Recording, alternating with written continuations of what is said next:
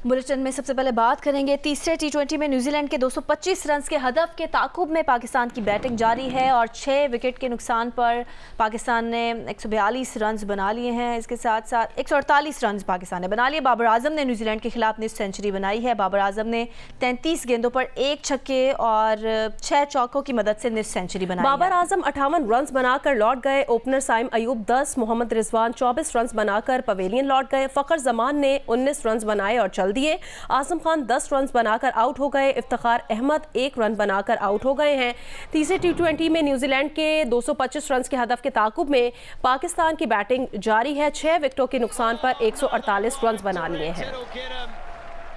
तीसरा टी20 भी पाकिस्तान के हाथ से निकलता हुआ नजर आ रहा है। 18 बॉल्स पे 76 रन दरकार हैं। तीसरे टी20 में न्यूजीलैंड के 225 रन के हदफ के ताकुब में पाकिस्तान की बैटिंग इस वक्त जारी है। पाकिस्तान टीम मुश्किलात का शिकार है। 6 विकेटें गिर चुकी हैं पाकिस्तान की। 149 रन बना लिए हैं और इस वक्त क्रीज पर मौजूद है मोहम्मद नवाज जिन्होंने 15 रन बनाए हैं। शाहीन शाह अफरीदी 3 रन बनाए हैं, क्रीज पर मौजूद हैं। और आपको अपडेट करें कि तीसरे टी20 का भुरकस निकाल दिया। 16 छक्के लगाए, 5 चौके टिकाए, 62 गेंदों पर 137 रन की जारहाना इनिंग्स खेली। न्यूजीलैंड के खिलाफ तीसरे टी20 में भी पाकिस्तान का टॉस जीतकर पहले फील्डिंग का फैसला कुछ महंगा पड़ा। तीसरे टी20 में कीवी ओपनर फिल एलन ने पाकिस्तानी बॉलर्स का भुरकस निकाल दिया। बुलेटिन में अब बात करेंगे ईरान की जानिब से फ़ज़ाई हुदूद की खिलाफ वर्जी और हमले की पाकिस्तान ने शदीद मजम्मत की है। तर्जुमान दफ्तर खारजा का कहना है कि ईरान ने बिलाश्तियाल फ़ज़ाई हुदूद की खिलाफ वर्जी और पाकिस्तानी इलाके में हमला किया। इस हमले में 2 बच्चे जाँ बहक और 3 बच्चियाँ ज़ख्मी हुई। तर्जुमान ने कहा कि पाकिस्तान की खुद मुख्तारी की खिलाफ वर्जी नाकाबिल कबूल है, इसके संगीन नताइज निकल सकते हैं। तर्जुमान ने वाज़ेह किया दोनों ममालिक में रवाबित के मुताबिक चैनल्स के बावजूद गैर कानूनी अमल हुआ जो तशवीशनाक है। पाकिस्तान पहले ही ईरानी सीनियर ओहदेदार के पास शदीद एहतजाज दर्ज करा चुका है। इस सरीहन खिलाफ वर्जी की मजम्मत के लिए ईरानी नाज़िमुल उमूर को वज़ारत खारजा में बुलाया गया। तर्जुमान दफ्तर खारजा ने कहा इस हमले के नताइज की जिम्मेदारी पूरी तरह से ईरान पर आयद होगी। पाकिस्तान ने हमेशा कहा है कि दहशतगर्दी मुश्तरका खतरा है, मरबूत कार्रवाई की ज़रूरत है। इस तरह की एक तरफा कार्रवाइयाँ अच्छे हमसाया ताल्लुकात के मुताबिक नहीं, इस तरह की कार्रवाइयाँ 2 तरफा एतमाद को शदीद नुकसान पहुँचा सकती हैं।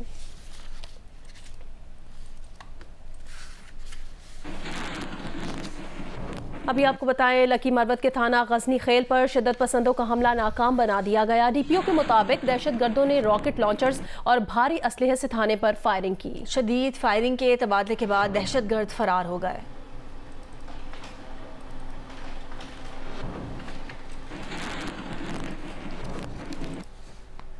हाई कोर्ट की जानिब से अगर इंतखाबी निशान तब्दील हुए तो इलेक्शन कमीशन मुतालिका हल्कों में इलेक्शन मुलतवी कर सकता है। हाई कोर्ट की जानिब से इंतखाबी निशान तब्दील होने के मामले पर chief election commissioner Sikandar Sultan Raja की ज़ेर सदारत इजलास हुआ। इजलास में इंतखाबी निशान तब्दील करने के मामले पर हाई कोर्ट के फैसलों का जायजा लिया गया। ब्रीफिंग में बताया गया कि बैलेट पेपर्स की छपाई का अमल शुरू हो गया है। जराए के मुताबिक अगर इंतखाबी निशान तब्दील हुए तो इलेक्शन कमीशन मुतालिका हल्कों में इलेक्शन मुलतवी करा सकता है।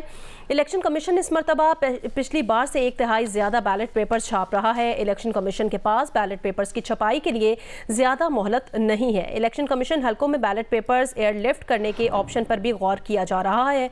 अगर हाई कोर्ट की जानिब से इंतखाबी निशान तब्दील किए गए तो इलेक्शन कमीशन के लिए वक्त पर इंतजामात मुकम्मल करना मुमकिन नहीं होगा।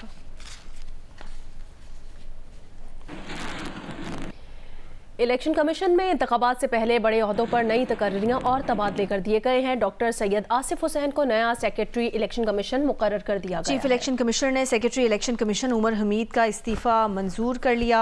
डॉक्टर सैयद आसिफ हुसैन को 1 साल के लिए सेक्रेटरी इलेक्शन कमीशन मुकर्रर कर दिया गया। इलेक्शन कमिश्नर पंजाब सईद गुल का तबादला कर दिया गया है। सईद गुल को DG election cell ECP Islamabad तैनात कर दिया गया है।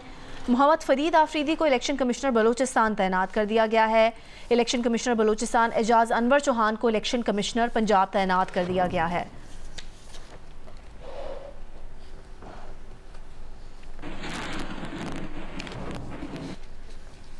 इलेक्शन कमीशन ने 166 रजिस्टर्ड सियासी जमातों की नई फहरिस्त जारी कर दी है। पाकिस्तान तहरीक इंसाफ रजिस्टर्ड जमातों में शामिल है, ताहम उसके सरबराह का खाना खाली रखा गया है। इलेक्शन कमीशन के पास इस वक्त 166 रजिस्टर्ड सियासी जमातें हैं। गुज़श्ता हफ्ते इलेक्शन कमीशन ने 13 जमातों को डीलिस्ट कर दिया था।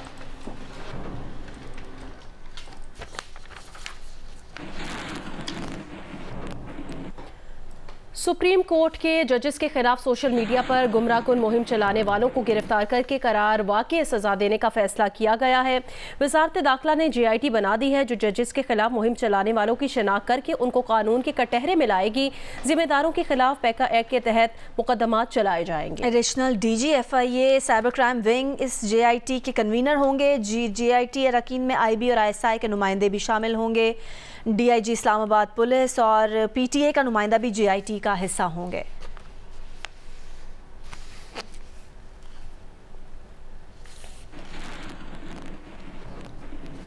पेशावर में BRT पर भी सियासी रंग बिखर गए हैं। मुख्तलिफ मकामात पर BRT इंफ्रास्ट्रक्चर पर सियासी जमातों की जानिब से बैनर्स चस्पा किए गए हैं। तफसील जानते हैं जियो न्यूज़ की नुमाइंदा फरवा आगा से।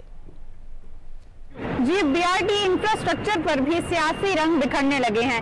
सियासी जमातों की जानिब से BRT की दीवारों, पिलर्स और फ्लाईओवर्स पर सियासी जमातों के इश्तिहारात चस्पा किए गए हैं। न सिर्फ BRT स्टेशन के बाहर बल्कि BRT स्टेशन के अंदर जो डिजिटल स्क्रीन नस्ब किए गए हैं उस पर भी सियासी जमातों की तशहीर की जा रही है। ट्रांस पेशावर के मुताबिक सियासी जमातों की जानिब से BRT के इंफ्रास्ट्रक्चर पर इश्तिहारात चस्पा किए जा रहे हैं। BRT इंफ्रास्ट्रक्चर पर बगैर इजाजत इश्तिहारात चस्पा करना मना है। ट्रांस पेशावर की जानिब से मुफ्त तशहीर करने वाली सियासी जमातों के खिलाफ कार्रवाई का फैसला किया गया है। ट्रांस पेशावर की जानिब से इश्तिहारात लगाने के लिए तमाम सियासी जमातों को ये हिदायत की गई है कि वो इश्तिहार चलवाने के लिए मुतल्लिका एडवर्टाइजिंग एजेंसी से रब्ता करें। न्यूजीलैंड ने पाकिस्तान को शिकस्त दे दी है और आपको बताएं कि ये तीसरा T20 था। 5 मैचेस की ये सीरीज थी T20 मैचेस की, जिसमें 3 मैच तो अब तक न्यूजीलैंड जीत चुका है। पाकिस्तान को 45 रन से शिकस्त दे दी है और इस वक्त सिकंदर बख्त हमारे साथ लाइन पर मौजूद हैं। सिखू वही हुआ जो पहले 2 T20 में हुआ है, तीसरा मैच भी निकल गया है पाकिस्तान के हाथ से। जी बिल्कुल, हम सीरीज ही हार गए हैं तो और कुछ चीजें समझ से बाहर है। जैसे कि 2 मैच हम शुरू में खेले थे, हमने टॉस जीता, हमने फील्डिंग की, उनको हमने खुद रन चेज की। आज फिर हम टॉस जीते। आज हमें चेंज कर देना चाहिए था, हमें अपना स्टाइल चेंज कर देना चाहिए था कि चलें आज हम पहले जो है बैटिंग करते, उन्हें चेस करने देते, देखते हैं कि क्या फर्क पड़ता। हमने कोशिश ही नहीं की, हम उसी ट्रेंड के ऊपर चलते रहे। आज फिर शाहीन ने इफ्तिखार से बॉलिंग नहीं कराई। आज फिर हमारे देखें, हमारे जो बॉलर्स हैं हम उन पर बहुत ज्यादा डिपेंड करते हैं कि वो हमारे वर्ल्ड क्लास हैं। आज फिर उन्होंने मार खाई है और खास तौर पे जो हमारे टॉप के बॉलर्स हैं जैसे हारिस रऊफ है, उसने आज फिर 1-2 ओवर में जो है 30 रन दे दिए। मतलब उन्हें 4 ओवर में 60 रन पड़े, उनको 6 छक्के पड़े। और सबसे बड़ी जो बात है, जो क्रिकेट कहते हैं, हमारे लड़के क्यों नहीं छक्के मार पा रहे, इसलिए कि उनकी लेंथ अच्छी है। हमारे लड़कों की लेंथ शॉर्ट है। हमने मिड विकेट के एरिया पे तकरीबन 11 छक्के खाए। तो 11 छक्कों का मतलब ये कि हम शॉर्ट गेंदें कर रहे हैं और हमारी वहाँ पिटाई हो रही है। ये तो बॉलिंग का हो गया कि बॉलिंग हमारी बिल्कुल पैथेटिक हो गई है इस वक्त। अच्छा सिकंदर भक्त, ये तो बॉलिंग की बात थी, ये कहें कि पाकिस्तान की बैटिंग ऑर्डर जो है वो कब तक सेट होगा, क्या कॉम्बिनेशन बनाएंगे ये वर्ल्ड कप में? अब मैं बैटिंग पर ही आ रहा था। देखें, साइम फिर फेल हो गए, रिजवान फिर फेल हो गए। रिजवान ने अभी तक जो है एक में 25, एक में 24, एक में 6 रन किए हैं। आजम फिर फेल हो गए, इफ्तिखार फिर फेल हो गए। अब ये चार लड़के टॉप के फेल हो गए। बाबर अकेला है जो 50 रन कर रहा है, मगर उसके वो 50 काम नहीं आ रहे, कोई उसका साथ नहीं दे रहा। पहले तो मैं कह रहा हूँ कि चले जी वो अपने 50 रन कर रहे हैं, मगर कोई इसका साथ तो दे, कोई तो खड़ा हो ताकि वो उसको कंटिन्यू रखे। मतलब है कि 50 को वो 80-90 में कन्वर्ट करके मैच जीते, उसके लिए किसी को साथ तो होना चाहिए ना खड़े होकर। हमारे सारे बैट्समैन फेल हो गए। अब क्या करेंगे? अब यही होगा कि मेरे ख्याल से आजम ड्रॉप होंगे, साइम ड्रॉप होंगे, फिर नए बच्चों को लेकर आएंगे जो 2 बैठे हैं बाहर, उनको जरूर ट्राई करना चाहिए। या फिर आप ये करें कि फिर बाबर और रिजवान से ओपन करा के देख लें, फिर दोबारा हम पुरानी वाली रीत लेकर आए ताकि जो हमारी जो जोड़ी थी उसको ट्राई करके देख लें। उसके अलावा अब कोई चारा नहीं है। मगर मुझे ये बात समझ में नहीं आती कि हमारी जो मैनेजमेंट है वहाँ बैठी है, जो कप्तान है, जब 2 टॉस हम पहले फील्डिंग करते हुए हारे थे, तो आज क्यों नहीं हमने बैटिंग की? आज हमें चेंज करना चाहिए था।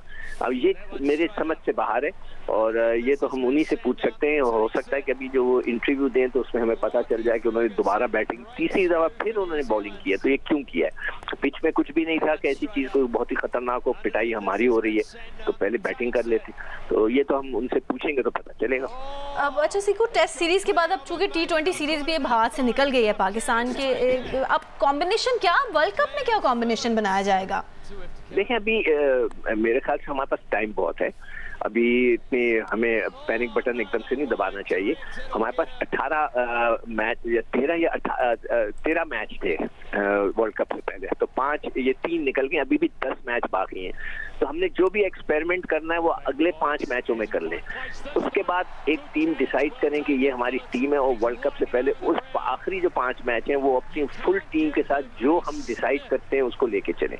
मगर मसला यहाँ पर दूसरा है, मसला ये है कि क्रिकेट बोर्ड को ही नहीं पता कि वो क्या करेगा, वो रहेगा या नहीं रहेगा। जब क्रिकेट बोर्ड अगर इलेक्शन के बाद चेंज हो जाता है, उनके ऊपर तो सख्तियां कर दी गई हैं कि आप ना गवर्निंग बोर्ड बना सकते हैं, उनके सारे जो उन्होंने फैसले किए सब गलत हो गए। तो नया बोर्ड जब आएगा अगर इलेक्शन के बाद, वो क्या करता है, वो किन को लेकर आता है, तो ये बहुत ही खिचड़ी बन चुकी है।